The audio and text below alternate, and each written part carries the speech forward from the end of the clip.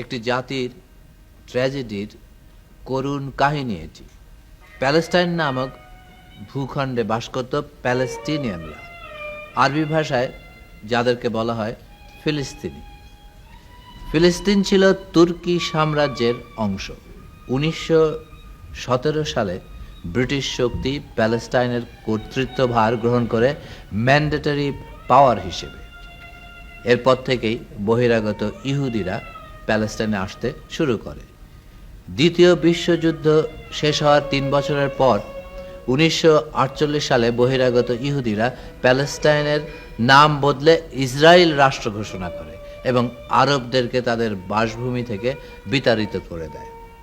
And become refugees.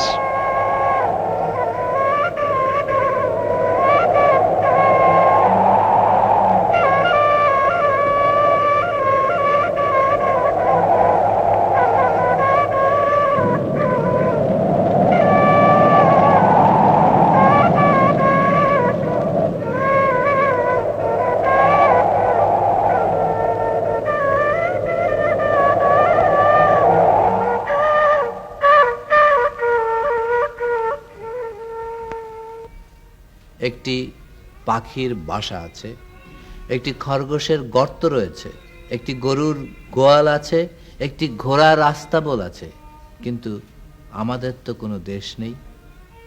আজ মধ্যপ্রাচ্যের নানা জায়গায় ছড়িয়ে পড়া প্যালেস্তাইনি শিশুরা এভাবেই তাদের পড়ার বই খুলে পড়া শুরু করে। আমরা নিজেরা একটি জাতি, আমরা আমাদের নিজস্ব বাসভূমি অর্জন করতে পেরেছি, কিন্তু প্যালেস্টিনিয়ানরা একটি জাতি যারা এখনো তাদের রাষ্ট্র, তাদের বাসভূমি রচনা করতে পারেননি। তাই তাদের সাথে আমাদের একটা আত্মিক সম্পর্ক রয়েছে।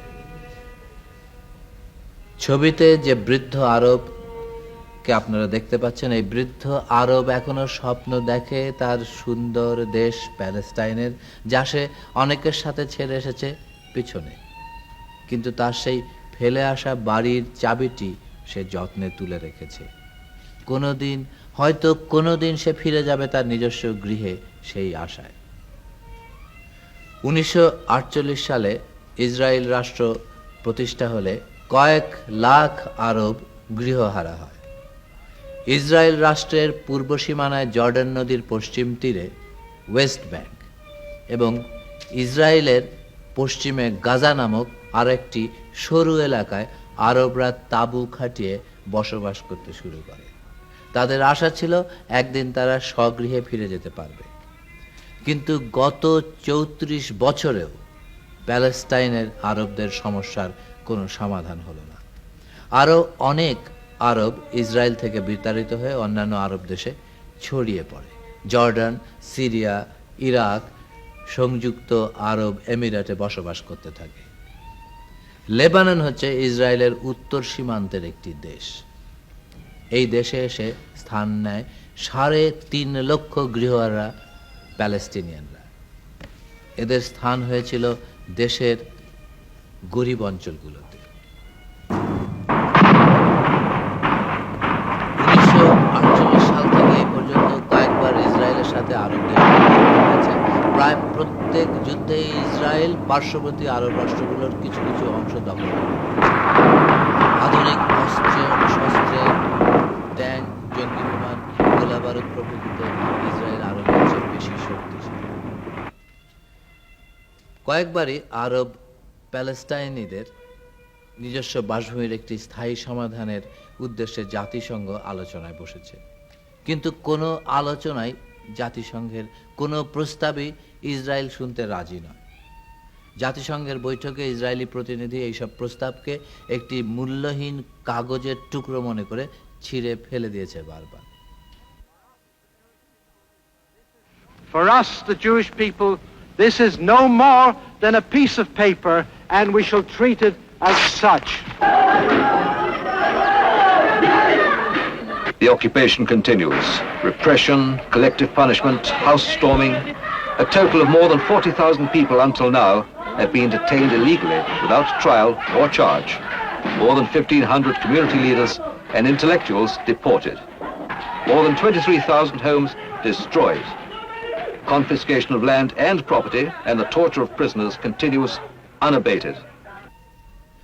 যাযাবর প্যালেস্টাইনরা এবারে সংঘবদ্ধ হতে শুরু করলো। 1964 সালের সেপ্টেম্বরে জন্ম নিল প্রতিরোধ আন্দোলন PLO, Palestine liberation organization, Palestine মুক্তি সংস্থা। লেবাননের গরিব বস্তিগুলোতে যে প্যালেস্টিনিয়ানদের ঘাঁটি দখল করার জন্য কয়েকবার ইসরায়েল লেবাননের সীমান্ত অতিক্রম করে সৈন্যবাহিনী দিয়ে আক্রমণ চালিয়েছিল, কিন্তু প্যালেস্টিনিয়ানদের হটাতে পারেনি তারা। প্যালেস্টিনিয়ান শিশু কিশোররা পড়াশোনার ফাঁকে ফাঁকে যুদ্ধবিদ্যা শিখতে শুরু করে দেয়।